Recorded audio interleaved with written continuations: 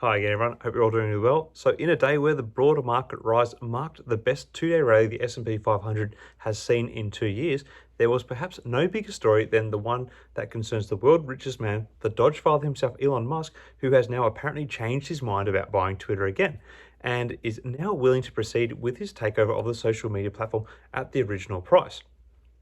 The news sent the share market soaring by more than 22% in the regular session to close the day off at $52 per share, which was a $9.46 increase on the day. And just by looking at the graph, you can see when the news was announced, the stock literally launched. The story behind Twitter stock's astronomical launch on Tuesday is based on a letter to the Twitter board from Elon, where he agreed to pay the original price he had tabled of $54.20 months ago for the remaining shares in the company. This is, of course, dramatic due to the very publicly watched antics around him trying to quit the deal.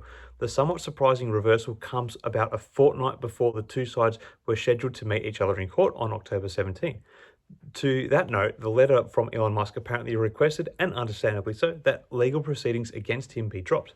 According to what I've read in BBC, the details of these events were confirmed by a spokesperson for Twitter, who acknowledged the firm had received the proposal from Elon, adding the intention of the company is to close the transaction at the $54.20 per share mark, the price that Mr. Musk promised in April. So this latest development would also be a bit of a face-saving one for the Twitter board, who perhaps jumped on the deal and pursued Musk's offer in not the most professional way when it was posed back in April. By professional way, I mean when Elon made the proposal in April, the board sealed an agreement without conducting an auction, i.e. seeing if there were better offers out in the market, which was a bit irresponsible and perhaps more so to the user base that opposed Musk taking over rather than investors, a point of anger towards the board.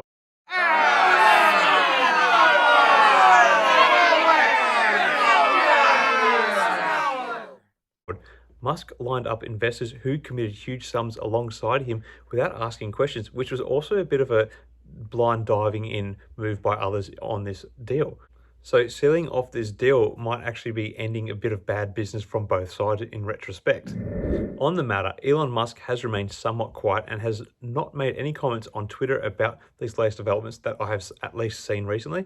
However, I think the fact that the stock is still lingering around the $52 mark is perhaps a sign that there is still a bit of market caution around whether the deal will indeed be finalized. These latest developments make me think that the antics surrounding Elon trying to back out of the deal and the accusations around the bots and fake accounts that he leveled at Twitter may have indeed been a tactic by Musk to try and secure a better price, and why wouldn't he?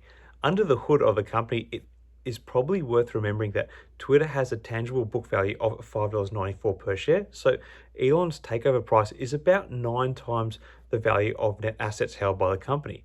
And while the company's posted earnings of 28 cents per share in 2021, in 2022, year to date, the company has posted accrued losses of 51 cents per share for the 2 quarters they have reported on so far. And then when you factor in the lowering advertising spend that businesses are having at the moment, given the macro environment, Twitter financially does not necessarily look like the most amazing investment at the moment.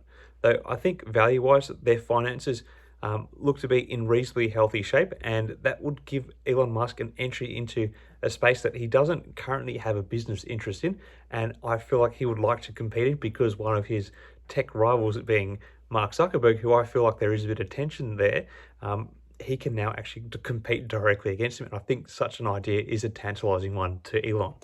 Also, I think it is worth remembering that Elon Musk actually had the opportunity to pay $1 billion to back out of the deal, which he never executed on.